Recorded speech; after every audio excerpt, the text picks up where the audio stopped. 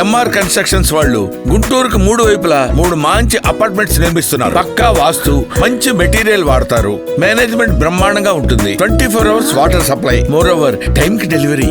MR constructions మీ ఇంటిని అందంగా నిర్మిస్తాం. వాళ్లకు వెసులుబాటు ఎంతవరకు ఉందో వాళ్ళందరిని అడుగుతాం. నేను ఇచ్చే కార్యక్రమాలన్నీ ఇస్తాను. నేను రేపు ఇంకా డబ్బులు సంపాదిస్తే ఆ డబ్బులంతా మీకోసం సంపాదిస్తాను తప్ప నేను వేరే వాళ్ళ కోసం కాదు. ఈ రాష్ట్ర ప్రజల కోసం, పేదవాళ్ళ కోసం నేను పడే శ్రమ కానీ, ఈ ప్రభుత్వం పడే శ్రమ కానీ. అలాంటప్పుడు మేము చేసే పనికి అదనంగా ఇలాంటి తెలివైన వాళ్ళు మీకు అండగా నిలబడితే నేను వారికి కూడా ఒక ఆలోచన ఇస్తాం, ఒక స్ఫూర్తినిస్తాం, వాళ్ళు చేసే పనికి గుర్తింపిస్తాం. నిన్ననే ఒక ఎగ్జాంపుల్ చెప్పాను మీ అందరికీ. పుట్టుకతో ఎవ్వరు కూడా పెద్ద వ్యక్తులుగా పుట్టరు. అందరూ చిన్నగానే పుడతాం, చిన్న కుటుంబాలను పుడతాం.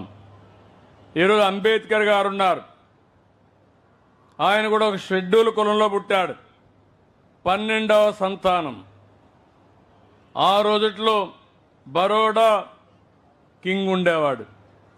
ఆయన చదువుకోవాలంటే ఆయనలో ఉండే టాలెంట్ అన్ని చూసిన తర్వాత నెలకు 25 రూపాయలు బాంబేలో చదువుకు సహాయం చేశాడు. అది పెను సహాయం అప్పట్లో. ఈయన లండన్కు పోయి ఉన్నత చదువు చదువుకోవాలంటే $11 ఆయనకి ఇచ్చాడు నెలకు. దానివల్ల ఆయన చదువుకొని వచ్చి కడాన మంచి మళ్ళీ వస్తానే ఒక ఉద్యోగం కూడా ఇచ్చాడు. దాంతో రాణించి భారతదేశానికి ఒక రాజ్యాంగం రాసి భవిష్యత్తులో పేదవాళ్ళ జీవితాలు ఏ విధంగా బాగుపడాలనో స్పష్టంగా రాజ్యాంగంలో పొందుపరిచిన వ్యక్తి అంబేద్కర్ అని చెప్పి కూడా నేను మీకు తెలియజేస్తున్నా. నేను ఎందుకు ఆ మాట వాడానంటే ఆ రోజు ఒకరి సహాయం వల్ల ఆయనకు ఎంతో పైకి రావడానికి దోహదమైంది. అబ్దుల్ కలాంను మీరు విన్నారు. ఒక పేద వ్యక్తి, ఆ పేద వ్యక్తికి ఒక అయ్యర్ అనే ఒక బ్రాహ్మణు ఎక్కడైతే రామేశ్వరంలో అండగా నిలిచాడు.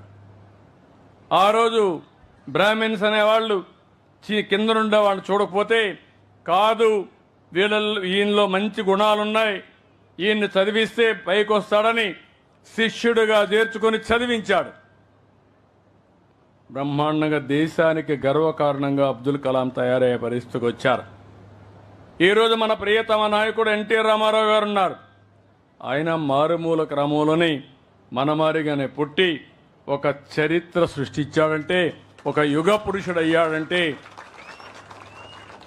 ఆయన వెనకాన కూడా చాలామంది ఉన్నారు. నేను అందుకనే మీ అందరినీ కోరుతున్నాను, ఈరోజు నేను తీసుకొచ్చిన డబ్బుల కోసమే కాదు, సరైన సమయంలో సరైన సలహా ఇస్తే, ఆ సలహా మీరు అవలంబిస్తే మీ జీవితాలే మెరుగవుతాయి, మీ జీవితాల్లో మార్పు వస్తుంది. నేను డాక్రా సంఘాలు పెట్టాను, 25 సంవత్సరాల కంటే ముందు పెట్టాను.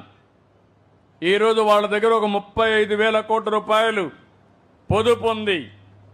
నేనే నేర్పించాను, రూపాయి మీరు పొదుపు చేయండి, నేను రూపాయి ఇస్తానన్నా. అంచెలంచెలుగా ఎదిగింది, బ్రహ్మాండమైన వ్యవస్థగా తయారైంది. ఇప్పుడు భారతదేశానికి ఒక ఆదర్శంగా తయారయ్యే పరిస్థితి వచ్చింది. ఈ సందర్భంలో ఒకటే మిమ్మల్ని కోరుతున్నాను, నా ఆలోచన, నా జీవితాశయం ఒకటే, పేదరికం లేని సమాజాన్ని చూడాలనేది నా జీవితాశయంగా ఎంపిక చేసుకున్నాను. పైనుండే 10% లేకపోతే 45% మనం తీసుకునే నిర్ణయాల వల్ల పైకి వస్తారు. చాలామంది వ్యవసాయంలో మంచి పాలసీ తీసుకొస్తే వ్యవసాయంలో ఉండే అందరూ పైకి వస్తారు. అదే సమయంలో ఒక 10-20% ప్రజలు ఏం చేయాలో తెలియకుండా, సరైన సమయంలో అండలేకుండా అక్కడే మిగిలిపోతున్నారు. అలాంటి వారికి చేయూతనివ్వాలనే ఉద్దేశంతో నేను ఈ కార్యక్రమానికి శ్రీకారం చుట్టా. ఇది ప్రధానమైన ఉద్దేశం. టాప్లో ఉండే 10%, మార్గదర్శకులుగా ఉంటారు. కింద నుండే 20% బంగారు కుటుంబాలుగా ఉంటాయి. ఇద్దరూ కలిసి ఒక పద్ధతి ప్రకారం అభివృద్ధి చేస్తే వాళ్ళ జీవితాల్లో ఒక వెలుగు వస్తుంది. అది చేయించడానికి నేను ప్రయత్నం చేస్తున్నా.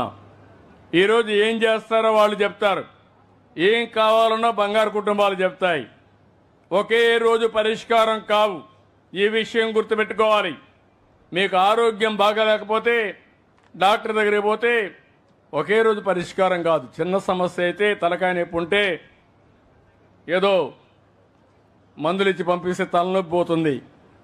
కానీ ఓసారి కొన్ని సమస్యల్ని పరిష్కారం చేయాలంటే చాలా రోజులు పట్టచ్చు, కడాన ఆపరేషన్ కూడా పట్టచ్చు. అదేవిధంగా మీ జీవితాల్లో మార్పు రావాలంటే ఒక పద్ధతి ప్రకారం నేను ఒకే నిర్దిష్టమైన ఆలోచన పెట్టుకున్నాను. 2029 ఈ రాష్ట్రంలో జీరో పావర్టీ చూడాలనేది నా లక్ష్యం. ప్రతి ఒక్కరికి కనీస ఆదాయం ఉండాలి. ఉదాహరణకి ఈరోజు రాష్ట్రంలో 2,95,000 రూపాయల తలసరి ఆదాయం. 2029కి 5,60,000 రూపాయలు తలసరి ఆదాయం అవుతుంది. 2047 ఈ రోజు నుంచి 23 సంవత్సరాల్లో 50